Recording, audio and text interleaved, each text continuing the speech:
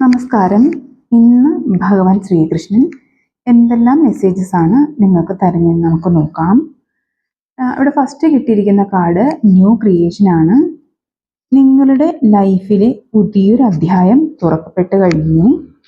ഇത് നിങ്ങളുടെ മെറ്റീരിയൽ ആയിട്ടുള്ള ലൈഫിൽ മാത്രമല്ല, സ്പിരിച്വൽ ലെവലിലും ഒരു ഡീപ്പർ ആയിട്ടുള്ള റീബർത്ത് ആണ് നടക്കുന്നത് എന്നുള്ളൊരു മെസ്സേജാണ് ഭഗവാൻ ഇവിടെ തരുന്നത്. ഇത് നിങ്ങളുടെ ഡീപ്പർ ആയിട്ടുള്ളൊരു റീബർത്ത്, അത് സോൾ ലെവലിലും ഒരു ഡീപ്പർ ആയിട്ടുള്ളൊരു റീബർത്താണ് ഇവിടെ നടക്കുന്നതെന്ന് പറയുന്നുണ്ട്. നിങ്ങൾ ഡിവൈൻ ട്രൂത്തുമായിട്ട് അലൈൻമെൻറ്റിലാകുന്നതായിട്ടും നിങ്ങളിൽ നിന്ന് ഓൾഡ് പാറ്റേൺസ് മൊത്തം അകന്നു പോകുന്നതായിട്ടും ഭഗവാൻ ഇവിടെ മെസ്സേജ് തരുന്നുണ്ട്. അതുപോലെ നിങ്ങൾ നിങ്ങളുടെ ഈ യാത്രയിൽ ഒറ്റയ്ക്കല്ല, ഭഗവാന്റെ ഗൈഡൻസും അതുപോലെ ഭഗവാന്റെ അനുഗ്രഹങ്ങളും പല രീതികളിലൂടെ നിങ്ങളോട്ട് വരുന്നുണ്ട് എന്നുള്ളൊരു മെസ്സേജ് ഭഗവാൻ help is on the way എന്ന് പറയുന്ന ആ കാർഡിലൂടെ തരുന്നുണ്ട്. നിങ്ങൾക്ക് ഈ സിറ്റുവേഷനിൽ ഒരല്പം ബുദ്ധിമുട്ട് ഫീൽ ചെയ്തേക്കാമെങ്കിലും നിങ്ങൾക്ക് വേണ്ട സപ്പോർട്ട് തരാനായി ഭഗവാൻ എല്ലാം തയ്യാറെടുത്ത് കഴിഞ്ഞു. പലരെയും പല സാഹചര്യങ്ങളിലൂടെയും നിങ്ങളോട്ട് സഹായം എത്തിച്ചു തരാനുള്ള പ്ലാനിങ് എടുത്തു കഴിഞ്ഞു എന്നാണ് ഭഗവാൻ ഇവിടെ പറയുന്നത്. അപ്പോൾ നിങ്ങൾ ഭഗവാനെ വിശ്വസിക്കുക, റിലാക്സ് ചെയ്യുക എന്നുള്ളൊരു മെസ്സേജാണ് തന്നിരിക്കുന്നത് കേട്ടോ. അപ്പം നിങ്ങൾക്ക് വേണ്ടുന്ന ഗൈഡൻസും സഹായങ്ങളും ഭഗവാൻ കൃത്യസമയത്ത് തന്നെ എത്തിച്ചു തരുന്നതാണ്. അത് പല ആളുകൾ മുഖേനയായിട്ടായിരിക്കാം, അല്ലെങ്കിൽ സിങ്ക്രൺസിറ്റി വഴിയായിരിക്കാം, ഏതൊക്കെ രീതിയിലായിരുന്നാലും നിങ്ങളോട്ട് നിങ്ങൾക്ക് വേണ്ടുന്ന സഹായം തരാനായി ഭഗവാൻ ഒരുങ്ങിക്കഴിഞ്ഞു എന്നുള്ളൊരു മെസ്സേജാണ് ഇവിടെ തരുന്നത്. അടുത്തത് ബി ഓപ്പൺ ആണ്.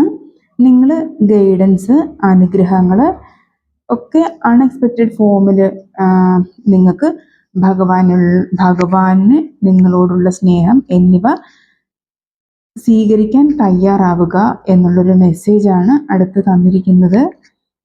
ഭഗവാൻ പ്രവർത്തിക്കുന്നത് ആളുകളിലൂടെയും ചില സിങ്ക്രണിസിറ്റികളിലൂടെയും അതുപോലെ തന്നെ നിങ്ങളുടെ ലൈഫിൽ പെട്ടെന്ന് സംഭവിക്കാൻ തക്ക വിധം ഉള്ള മിറാക്കിൾസിലൂടെയും ഒക്കെ ആകാം എന്നുള്ളൊരു മെസ്സേജ് ഇവിടെ തരുന്നുണ്ട്. അപ്പോൾ അത് മനസ്സിലാക്കുക, അത് മനസ്സിലാക്കാൻ വേണ്ടി നിങ്ങൾ ഹൃദയം ഓപ്പൺ ആക്കുക എന്നുള്ളൊരു മെസ്സേജാണ് ഇവിടെ ഭഗവാൻ തരുന്നത്.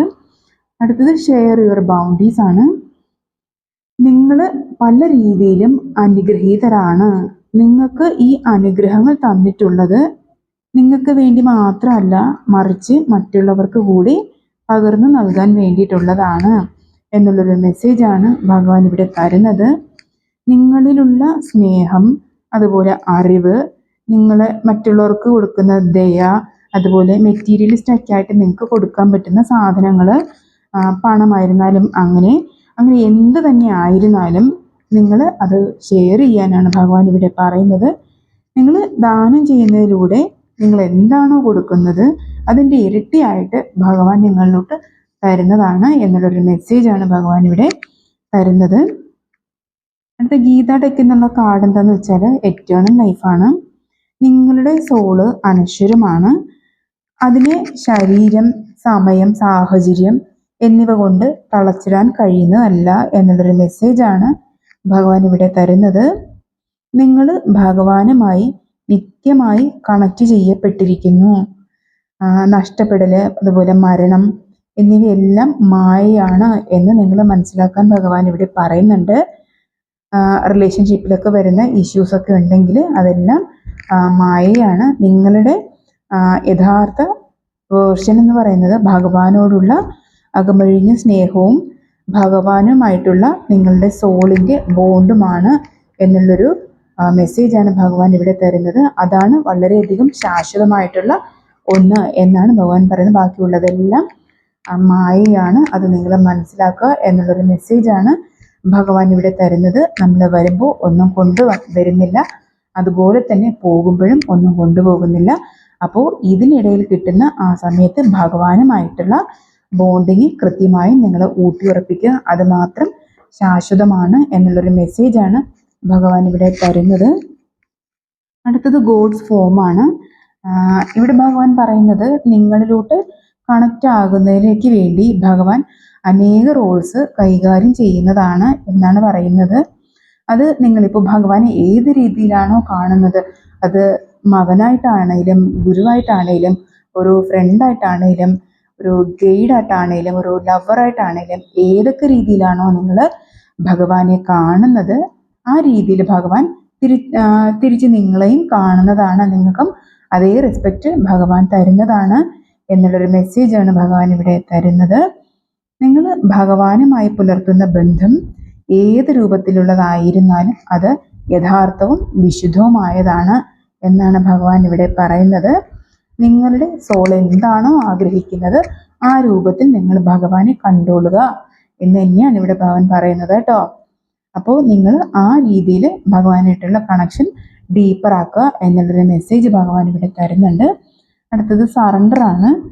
നിങ്ങളുടെ ഈ യാത്രയിൽ എല്ലാം എന്തായി തീരും, അല്ലെങ്കിൽ ഇതൊക്കെ എങ്ങോട്ടാണ് പോകുന്നത്, ഇത് എങ്ങനെയാണ് എന്നുള്ളതൊക്കെ കുറേയേറെ കൺഫ്യൂഷൻസ് ഒക്കെ നിങ്ങൾക്ക് വരാമല്ലോ. അപ്പം അങ്ങനെയുള്ള ക്വസ്റ്റ്യൻസ് ഒക്കെ നിങ്ങൾ അവോയ്ഡ് ചെയ്യുക, അത് നിങ്ങൾ നിർത്തി വെക്കുക എന്നുള്ളൊരു മെസ്സേജാണ് ഭഗവാൻ ഇവിടെ പറയുന്നത്.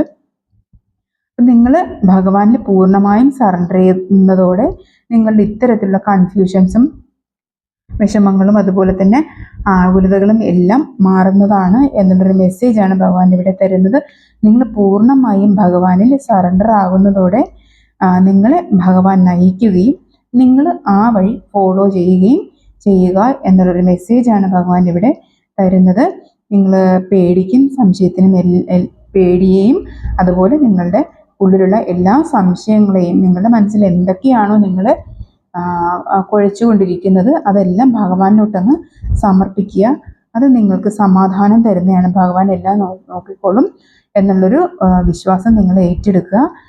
ഭഗവാൻ ഇവിടെ പറയുന്നത് അത് തന്നെയാണ്. നിങ്ങൾ സറണ്ടർ ചെയ്യുമ്പോൾ മാത്രമേ ഭഗവാന് നിങ്ങളിലോട്ട് പ്രവർത്തിക്കാൻ കഴിയുകയുള്ളൂ, എങ്കിലേ ഭഗവാന് പ്രവർത്തിക്കാനുള്ളൊരു സ്പേസ് അവിടെ ക്രിയേറ്റ് ആവുകയുള്ളൂ എന്നാണ് ഇവിടെ മെസ്സേജ് തരുന്നത്.